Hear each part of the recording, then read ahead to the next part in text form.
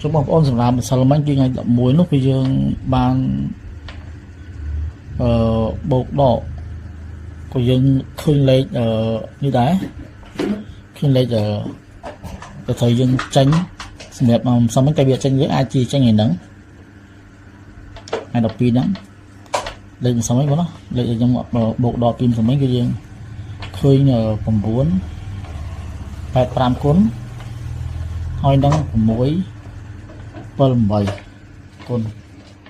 ញ្ចឹងវាអាចមកថ្ងៃនេះអាចជាមកដូចយ៉ាងអុស BCD អុស BCD ជាមួយនោះអាចជាមក9 85ស្មើនឹងក្នុងលេខ6 78នេះបាទអញ្ចឹងខ្ញុំជឿចិត្តលេខហ្នឹងអាចមកថ្ងៃហ្នឹងពីហ្នឹងគឺម៉ោង4កន្លះហ្នឹងពណ៌ BCD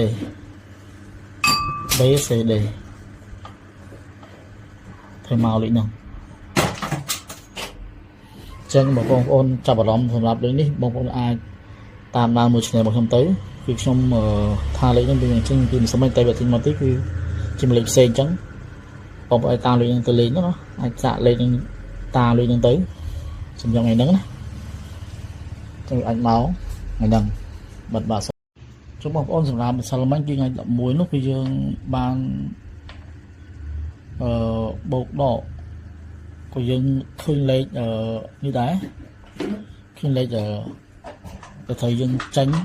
សម្រាប់ម្សិលមិញតែវាចាញ់យើងអាចជាចាញ់ថ្ងៃហ្នឹងថ្ងៃ12ហ្នឹងលេខម្សិលមិញបងណាលេខយើងបោកដកពីម្សិលមិញគឺយើងឃើញ9 85គុណហើយនឹង6 78គុណអញ្ចឹងវាអាចមកថ្ងៃនេះអាចជាមកដូចយ៉ាងអុស BCD អុស BCD ជាមួយនោះអាចជាមក9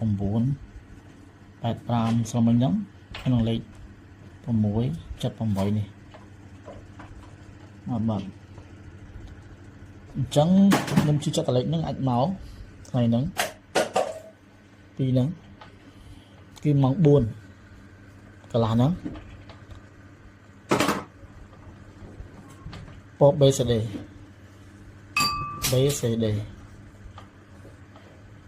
ធ្វើមកលេខហ្នឹង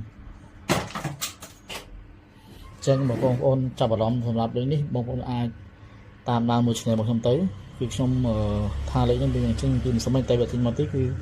ជាលេខផ្សេងអញ្ចឹងបងប្អូនតាមលេខហ្នឹងទៅលេខណាអាចសាកលេខហ្នឹងតាមលេខហ្នឹងទៅសម្រាប់ថ្ងៃហ្នឹងណាចឹងអាចមកថ្ងៃហ្នឹងបាទ